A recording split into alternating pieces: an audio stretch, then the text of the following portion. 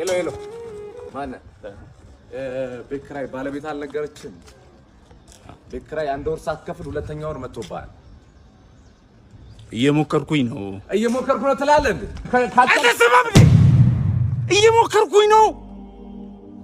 ያንተን ቤት ኪራይ ልከፍል እየሞከርኩኝ ነው። የልጆች ትምህርት ቤት ልከፍል እየሞከርኩኝ ነው። የሚበሉት አጥተው እየሞከርኩኝ ባለቤትን አሟታል። ሰው አይደለ እንዴ? ይኸው ተመልከት።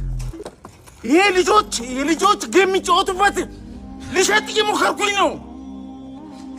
አስብ እንጂ ሁሉም ሰው እየሞከረ ነው በዚህ ሰዓት። እጁን አጣጥፎ የተቀመጠ ሰው አይደል እንዴ? ታገሰኝ በቃ። እየሞከርኩኝ ነው።